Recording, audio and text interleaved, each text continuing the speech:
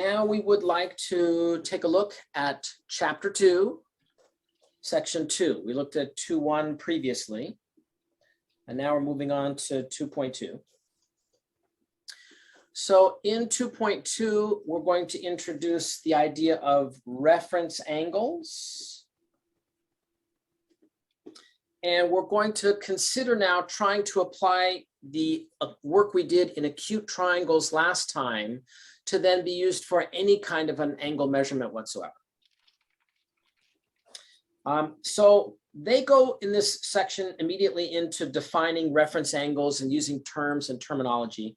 So what I think I'm going to do, let's do that. And then pretty quickly, instead, I'm going to use examples to try to illustrate what we're getting at here, because I think that makes it a lot easier to understand what they're trying to talk about or introduce here. Okay, so a reference angle for an angle theta is the positive acute angle made by the terminal side of angle theta and the x-axis. So they have an example where if theta was in quadrant 2, then the reference angle they're drawing with a little prime mark here, because it's a reference angle is positive, but it's also acute, which means less than 90 degrees. So in this first example in quadrant 2, theta is this whole bigger angle here. So take note that that is more than 90 degrees. So how can we have a reference angle that's less than 90 degrees? That you look at how far the terminal side was just from the x-axis. And that would be what they have circled, what they have here with the purple theta prime. So that's the reference angle here. That's the reference angle. Or if you were down in the third quadrant, then all of a sudden theta would be bigger than 180 degrees. So this time more than 180 degrees.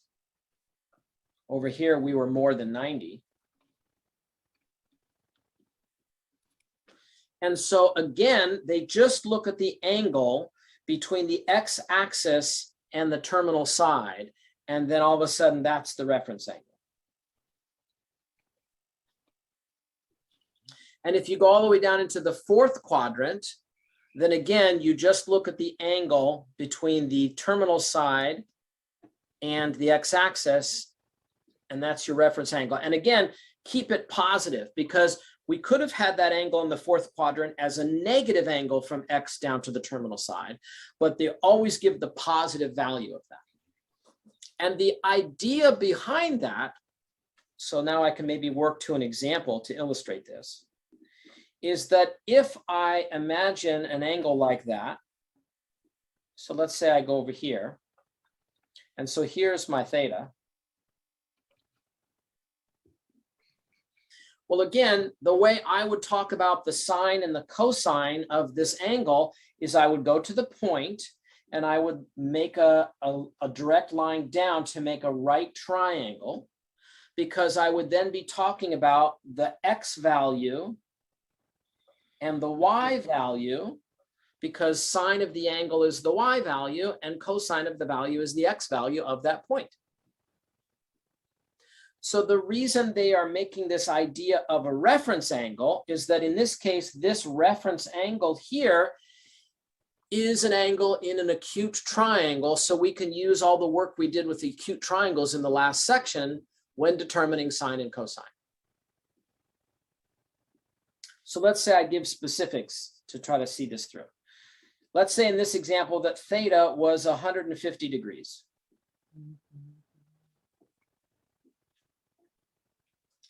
So if theta is 150 degrees there, since all the way over on the x-axis you have 180 degrees, that would mean that this little angle in here is 30 degrees. And so we call that the reference angle for the 150 degree angle, because if I want to find the sine and the cosine, I can then recreate that triangle over there.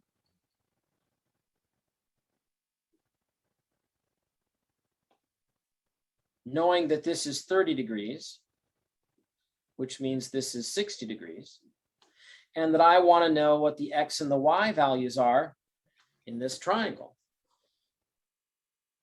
because that's how I find the sine and the cosine of that angle. As we were just mentioning, the side opposite the 30-degree side would be 1/2. And the side on the adjacent to the 30-degree angle would be square root of 3/2. And then we're just going to remember these as we're going to use them all the time.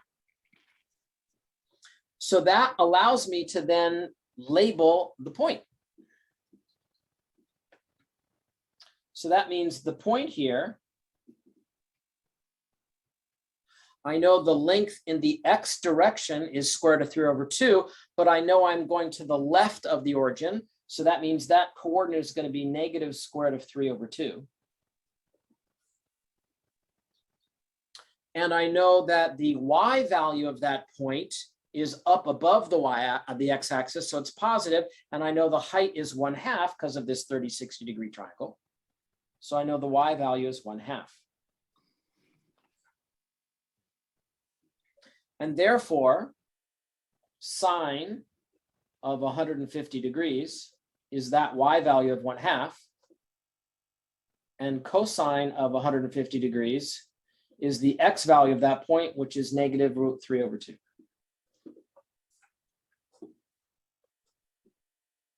So the reason they're talking about these purple reference angles here is because those are the angles you'll use in a triangle that shows you the size or the values in measurement of the x and y values of the point on the unit circle. And that's how we're defining sine and cosine. And then we just have to use the location of the angle, in this case quadrant 2, to get the signs of our answers correct. For example, in this case, we had to see that since I was in quadrant 2, the x value of the point would be negative. And so even though the 30, 60, 90 triangle told me that the measurement in the x direction would be square root of 3/2, we had to use the location of the angle to get the fact that that x coordinate of that point would be negative square root of 3/2. Questions, comments, discussions about that?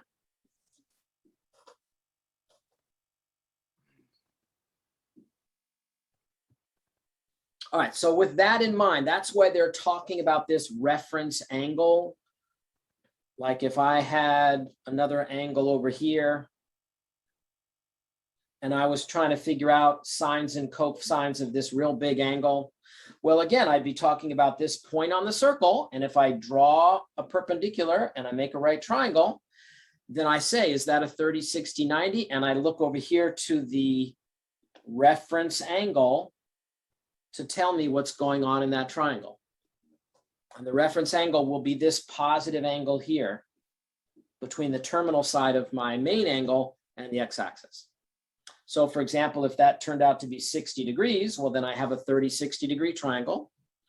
And I know that the long side, the y depth there is square root of 3/2. And I know the short side, which is the x part, is 1/2. And so then I know that this point is 1/2 in the x direction and negative square root of 3/2 in the y direction. And then I know sine of that angle is negative root 3/2 and cosine of that angle is 1/2.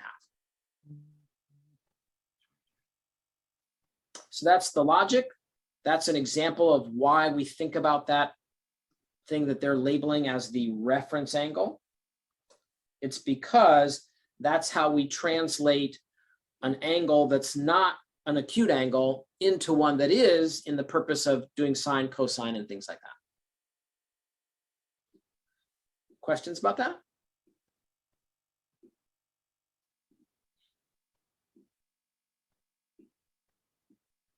All right, so let's see how they present that after I've tried to give this for motivation. They talk about coming up with this reference angle.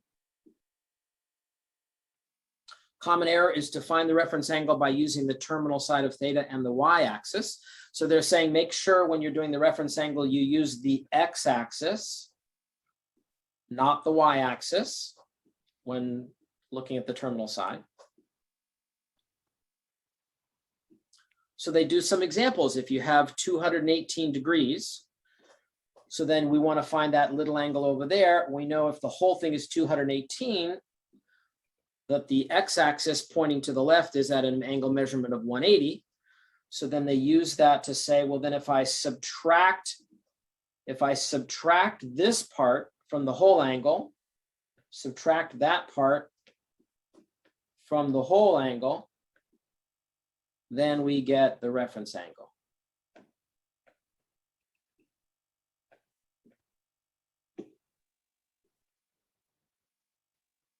Does that make sense?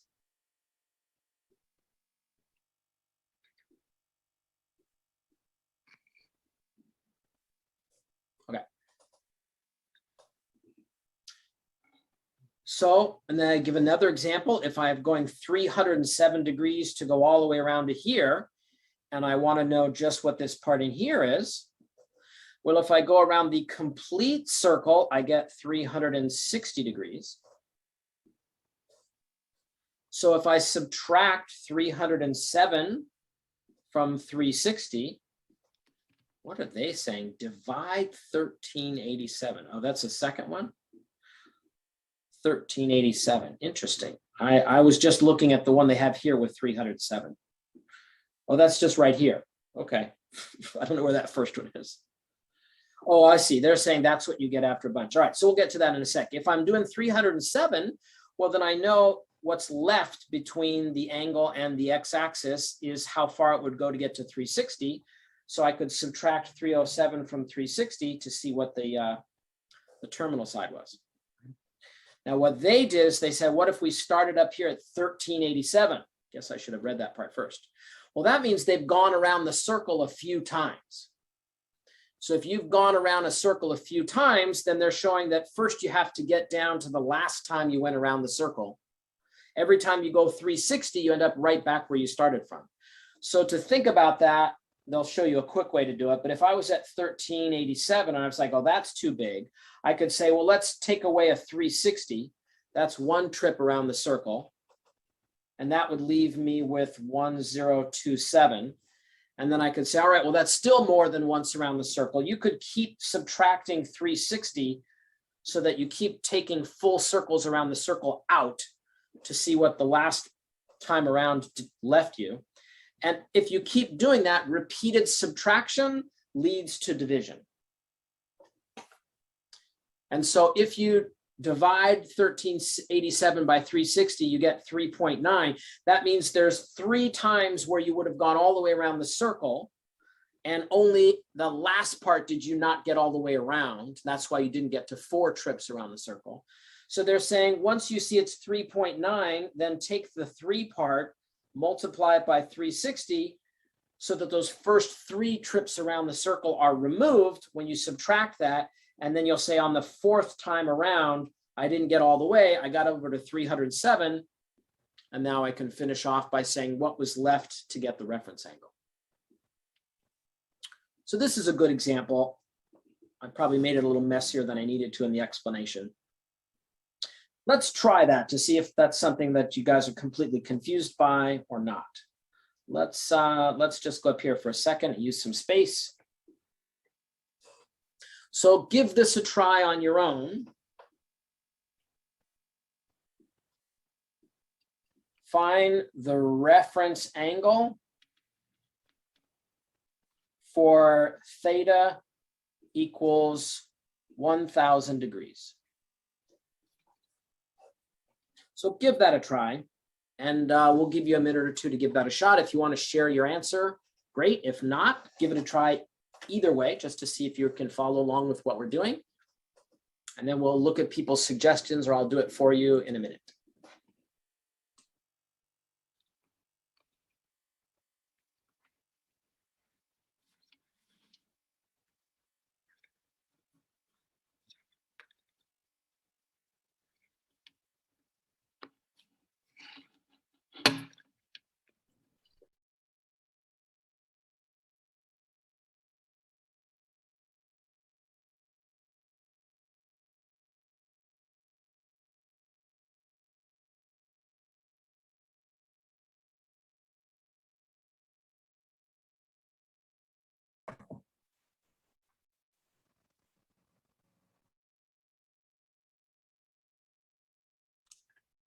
Right, had a suggestion in the chat that it looks like it might be 53 and another suggestion of 80.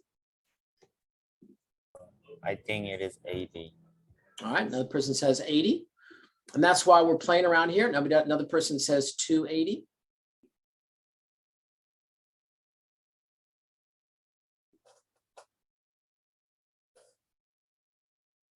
All right, so one of the things I'll help get us going in the right direction is that the reference angle,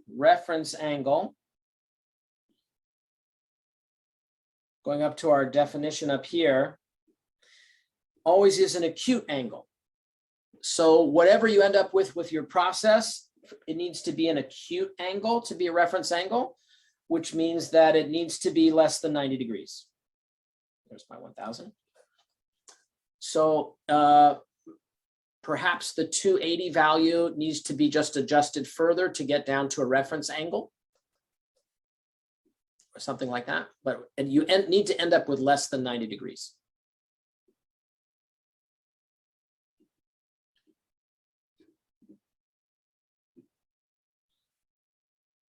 A couple more people chiming in with an 80, so that looks like the most common answer. All right, so let's take a look at this together. So you can imagine what's going on first and then use that to guide your calculations or your work. So as I start going around the circle and making an angle, every time I hit 360 degrees, I basically start over.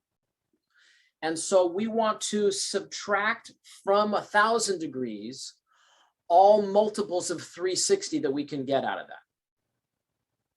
And so the way they described doing that in the problem is to just like divide on your calculator or something like that. So for example, I could also think of multiples of 360. So 360 is one time around. If I do it again and I double that, I get 720. And if I go around another 360, I get 1080, if I've carried correctly. So that's too far when I get to 1080. So that means basically in my third journey around the circle, I'm going to have to stop when I get to 1000. And you can even sort of imagine that. So let me see if I can blow this up a little bit. Here's my circle I'm going around. So if I go around once, I get to 360. If I go around twice, I get to 720. And as I go around again, so now I'm at 720. As I go around again, there's another 90. That would get me up to 810. There's another 90. That would get me up to 900. There's another 90. Now I'm up to 990. And then somewhere a little past that, I get to 1000.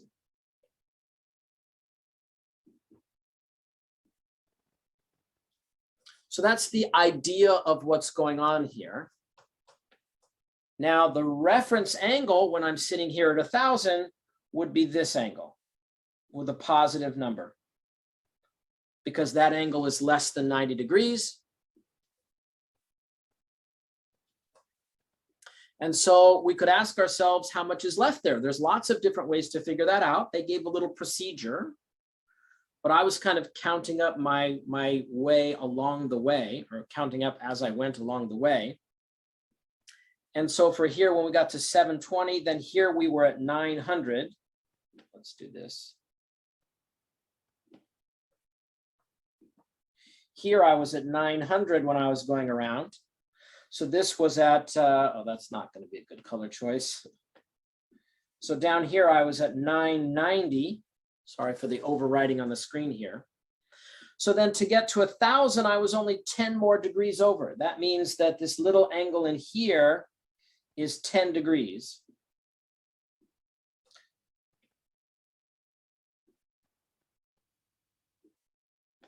And therefore, the rest of the 90 degrees between the 990 and starting again is the other 80 degrees, as people said, because I have 10 degrees in that little sliver. So that means I have an 80-degree positive angle there.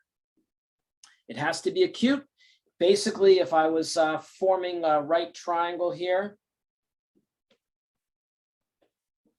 by drawing a line like that, and then the angle like that, in that right triangle, it's going to be this angle here is the reference angle. And as we're seeing, that's 80 degrees. It's that acute angle in the 20. I'm sorry. Stop at 1,000. 1,000? Uh-huh. Yeah, why do we stop at 1,000 if our number is 1,327 and the third number is 180? Why don't we do 1,327 minus 1,080? So I gave a new problem to the class to try, in which I said find the reference angle for 1,000, as you can see on the screen here. Oh, so it's not the example 1B at the bottom. Okay, never mind. Because they did that one for us. So I said, now that we've seen that one, let's do one ourselves. Oh, got it. Yeah, no, sorry. I got confused. Yeah, good question. So yeah, I just chose 1,000 because it's a nice, simple, round number. And then we could go through it and think about it together. I was just looking at the example 1B at the bottom. That's what the one I was doing. Gotcha. Yeah, we found that that one was 53 when they did example B for us. Yeah, that's the answer I gave. Good, you did it right. Good.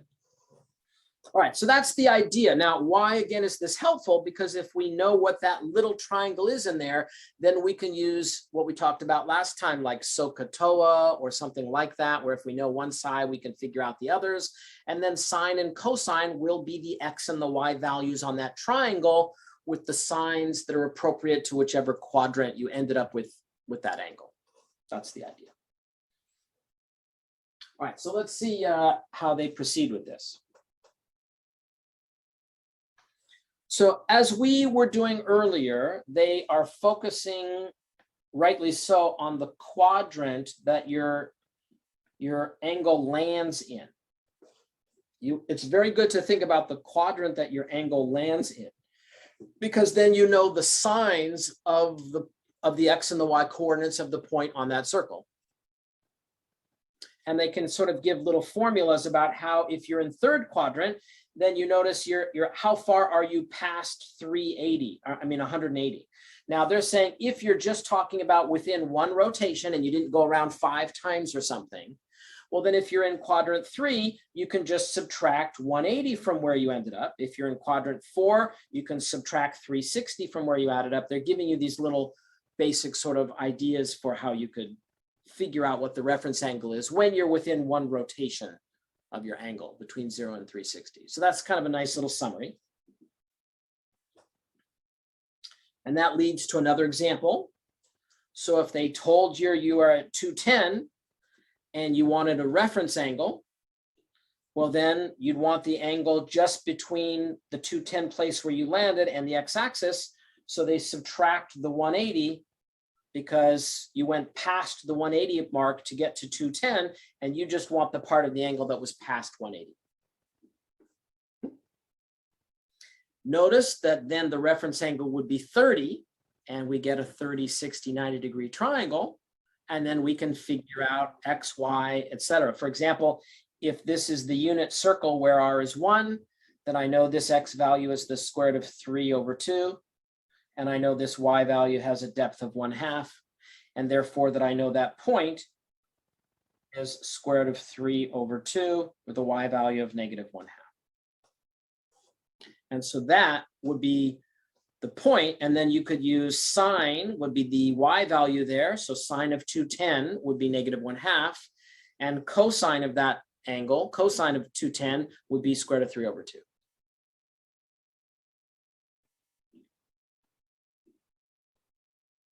So that's a lot. Questions about that? Questions about their example 2, or what I'm saying? You can even Would do it that. be -3/2? Oh, thank you. Yeah, keep me honest. Devil's in the details. Thank you. Absolutely. Okay.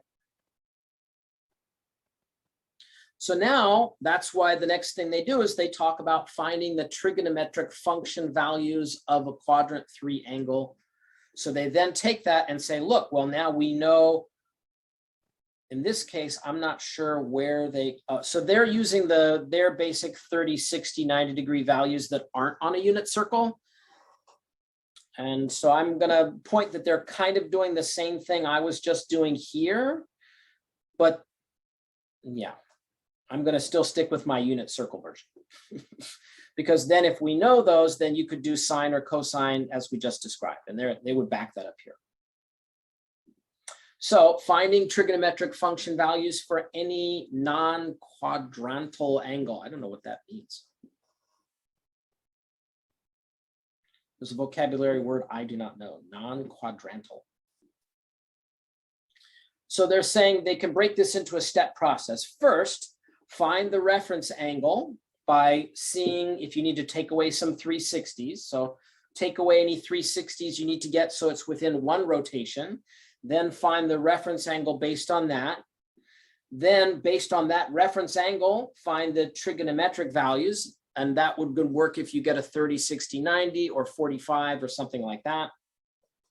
And then figure out therefore what sine or cosine would be or any other trig function based on that. So this is a complete process. So I started today by looking at an example problem where we did tan of 30 degrees, specifically because that's an example we could do from before, but it highlights this process that they're now labeling out for you very nicely here. So let's look at this example 3A. Find the exact value of cosine of negative 240 degrees. So they show a nice diagram here to point out that negative, you're going clockwise instead of counterclockwise when you go negative. So they went clockwise 240 degrees and ended up in quadrant 2 over here. This is quadrant 2. And so they realized that if you're 240 degrees here, well, how far past 180 did you go? This would be negative 180 degrees here. How far past 180 are you? Well, that leaves to get to 240 minus 180, that they get this 60-degree angle here.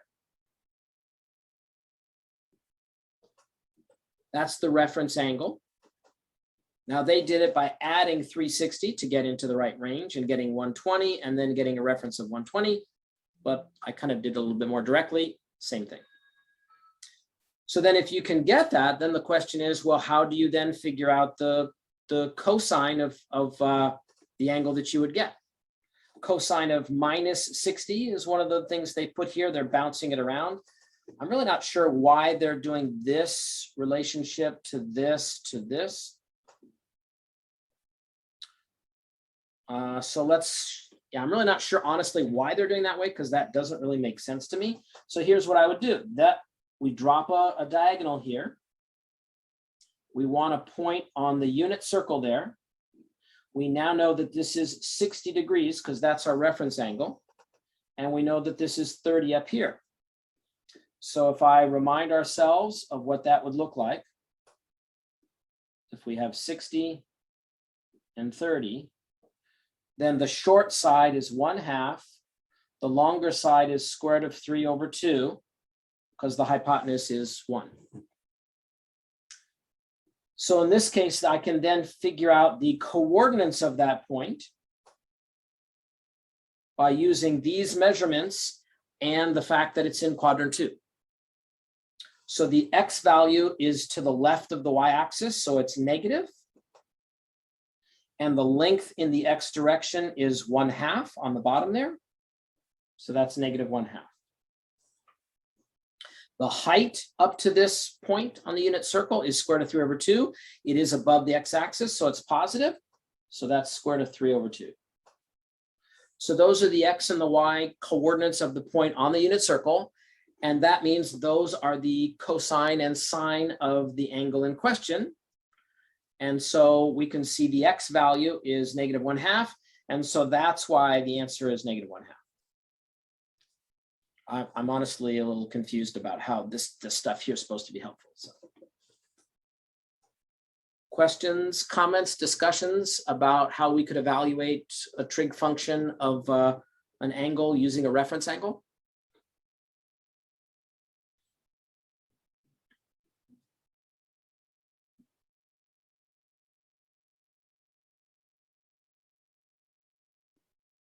So every time like we we wanna like know the exact value of the something, then the method, the good method is like just draw a circle and draw the triangle like this, and yeah, like this, right?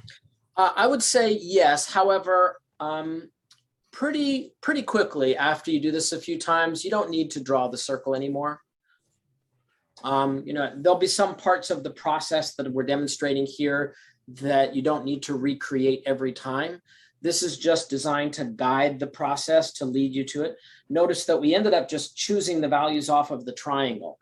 So pretty soon you might just drop a straight line and make a triangle, and then sort of from that be able to go directly to the value of the trig function. So I don't want the process to be viewed to be something that has to be duplicated exactly the way it is. It will get shorter and quicker and easier as you do it again and again. But definitely I'm trying to do it in a way where the ideas behind what we're doing are better demonstrated by saying, here's where the circle would be, things like that. Like if I take out all the circle stuff here,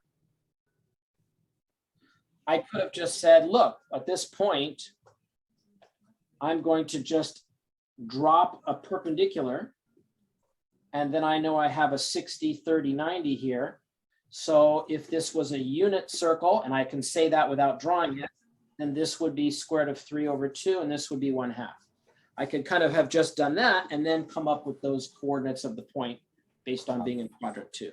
So that would be a little faster. Does that make sense? Yeah, I understand. Yeah. So you don't have to necessarily go through every single step there. It will get a little quicker and easier. And in the beginning, it's probably just very confusing until you get some practice on it. Hence the practice problems. All right, so just a couple of minutes left. Let's see where we're at here. So they do another example with a bigger angle where you'd have to, oh, look, they did their little spiral circling around like I did. And it's, of course, much cleaner on their example here. But I think that will work sort of the way we did before. So then they're talking about the special angles like that we know, sine of 60, we can figure those out directly. So again, notice all of these values that they're coming up with. It's because these are values from those two triangles, a 30, 60, 90 triangle, or sometimes a 45, 45 triangle. And so though they're going to stick to these kind of angles that are in these kind of triangles regularly for a little while to have you practice this and in their examples. And notice they're always getting 1/2, square root of 3/2, square root of 2/2, something like that in the examples that they do for you. All right, so I think that's probably the best place to stop as there's only a couple minutes left.